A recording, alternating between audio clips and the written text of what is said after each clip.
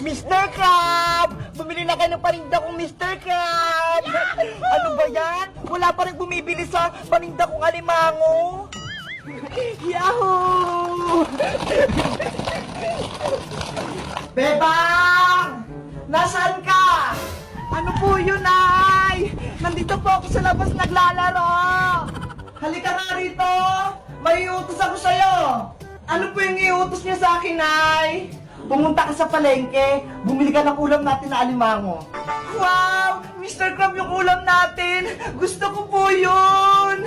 O siya, eto yung pambili mo. Yung buhay yung bilhin mo parang masarap. Opo, Nay! Dahan-dahan kang tumawid sa may kalsada, umuwi ka kaagad. Opo, aalis na po ako. Sana may mahanap akong alimango dun sa may palengke. Mr. Crab, bumili na kayo. Buhay na alimango. Si Princess yun Ano kayang binibenta niya? Uy, Bebang, saan ka pupunta? Inutusan ako ni Nanay Princess bumili ng alimango para may ulam kami. Ano? Bibili ka ng alimango dun sa may palengke? Huwag ka na rin bumili. Dito ka na lang sa akin.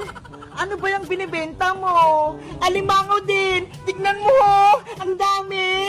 Wow! Ang dami naman yan. Tapos buhay pa. Masarap to. Bagong uli lang pininanay sa gilid ng bahay. Kaya fresh na fresh. Magkano ba isa yan, Princess? Mura lang to, Bebang. Yung malalaki, 20 pesos. At yung mga maliliit, 10 pesos na lang. Ang mura naman pala Dito na ako bibili para hindi na ako mapagod pumunta sa palengke. Mamili ka na ng mga alimango mo. Galaw naman sila ng galaw Nangangagat ba yung alimango mo, Princess? Hindi yan. Mababait yan. Tignan mo. Hawakan ko pa. Ilagay mo na rito sa may lagayan ko. Ikaw naman manghuli ng alimango mo. Huli ka, malaki. Ang cute-cute naman nito, Princess. Parang hindi naman siya pwedeng ulamin. Para siyang laruan. Nauulam yan, Bebang. Sige na nga, bilhin ko na lahat ng paninda mo para marami kaming ulamin. Yay! Maubos na yung paninda ko. Dito na kayo sa akin. Uuwi na tayo.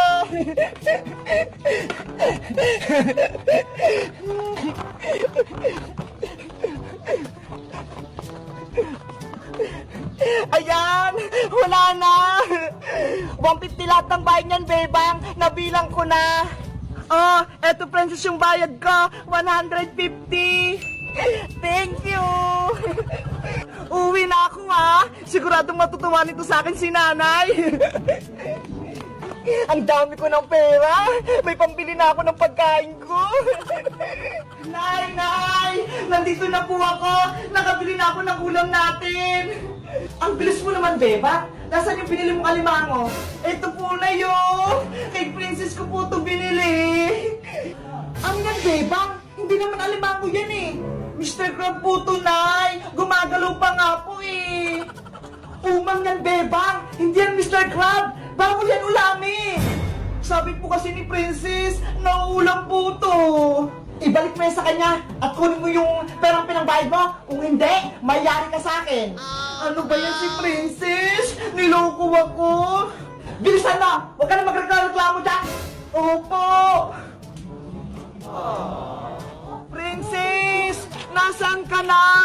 Ibabalik ko tong binili ko sa yung umang. Hindi naman pala ito alimango Naku, wala na si Princess. Sigurado pagagalitan na naman ako nito ni Nanay. Akala siguro ni Beba, nauulab yun. Hello guys! Magandang araw! Ako si Bebang. Si Princess, binentahan ako ng beking alimango. Yun pala, mga umang pala to. Ano kayang gagawin ko dito? Patatakasin ko ba to? O mga alagaan ko na lang sila? Kayo guys, nakabili na rin ba kayo ng umang? Katulad nito? Mag-comment lang kayo. Bye-bye!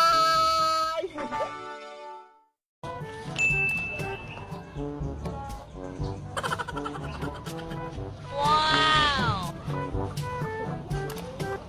Sipag naman ng bata.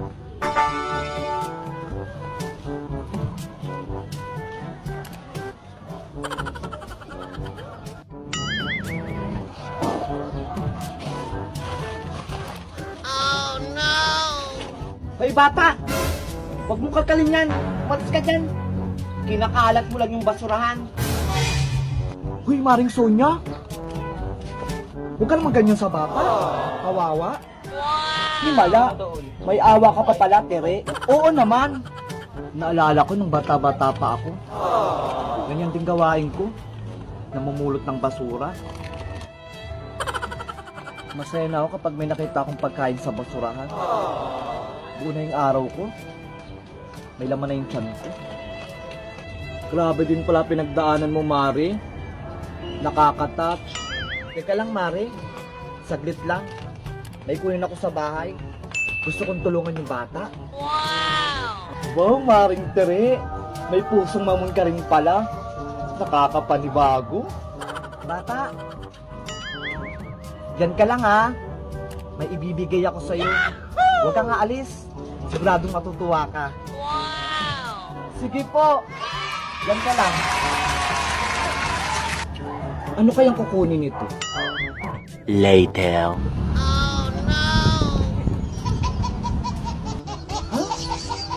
Ano yan, Maring Tere? Mga basura, Mare. Nipong ko to ng 3 linggo. Para saan yan? Akala ko ba tutulungan mo yung bata? Oo nga. Bata, tulungan mo ko. Marami akong basura. Wow, ang dami. Dito ka mga lakad. Baka yung makita kong mga lata. Talaga po. Maraming salamat. Diba? Sabi ko naman sa'yo, Mare, matutuwa yung bata. Akala ko pa naman na bibigay ka ng pera. Yung pala maraming basura.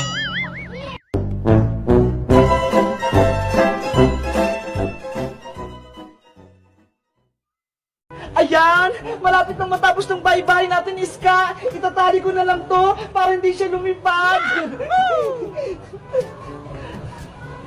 Wow, Beba! Ang laki-laki nito!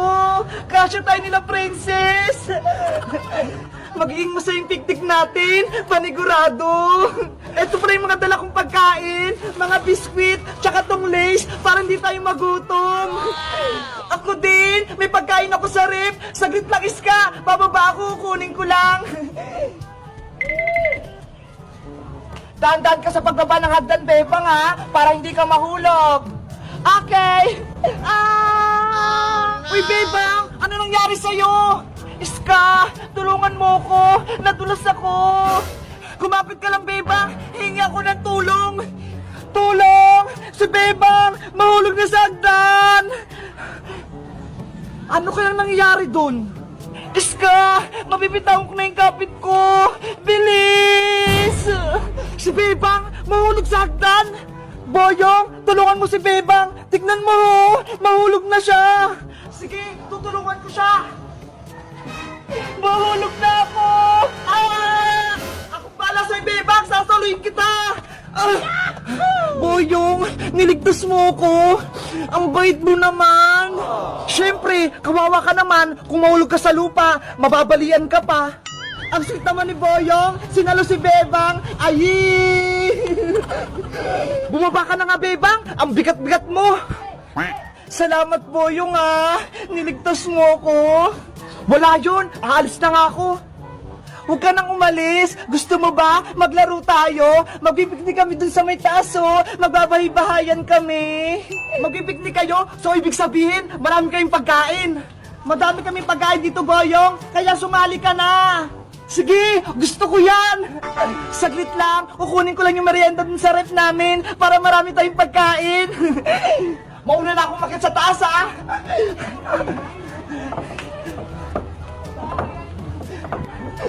Wow! Ang ganda pala dito sa taas! May bahay-bahayan! Sabi ko sa'yo magugustuhan mo dito Ang ganda pala dito sa bahay nila, Bebang! Ang taas-taas! Bayang Iska! Abutin niyo itong merienda natin! Hindi ko siya may akyat Akin na, Bebang! Iabot mo na! Ang sarap nito! May ice cream pa! Bebang, pwede ko na ba itong kainin ice cream? Takam na kasi ako eh! Aantayin pa natin si Princess pag parating na yun. Kawawa naman siya kapag hindi siya nakakain ng ice cream. Ang tagal naman ni Princess. Kanina pa natin siya inaantay eh. Lagi na lang siyang late. Mauna na tayong magmerienda. Mamaya na si Princess. Sige na nga, kumain na nga tayo. Gutom na rin ako eh. Ayos! Kakainin ko na tong ice cream. Mukhang masarap. Wow! Ang sarap nga! Boyong, paligin ako niyam! O, ito Iska, kuha ka lang ng konti ah!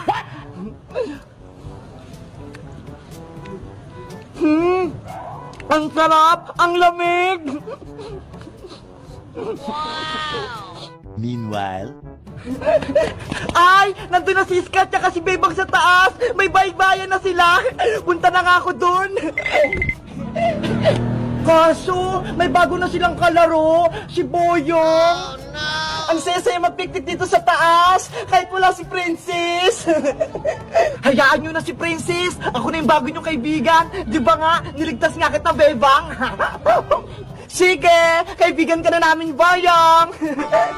Yahoo! Ako na yung bago nilang kaibigan! Hindi na si Princess! Ako na yung kakain nito lahat! Ang dami! Ano ba yan? Ayaw na akong kalaro ni Bebang tsaka ni Iska! Pinagpalit na nila ako kay Boyong Butiki! Wala na akong kaibigan! Hindi nila ako tinira ng ice cream! Wala pa rin si Princess. Nasaan na kaya yun? Maubos na tong ice cream na tinira sa kanya. Hindi niya pa ito matitikman. Naku, panigurado. Magtatampo na naman yun. Gustong-gusto pa naman nun ng ice cream.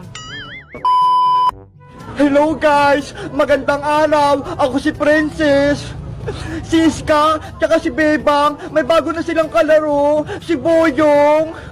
Ayaw na ba ako nilang kaibigan? Hindi nila ako tiniran ng ice cream? Sino na lang kalaro ko? Mag-comment lang kayo para sa part 2. Bye-bye!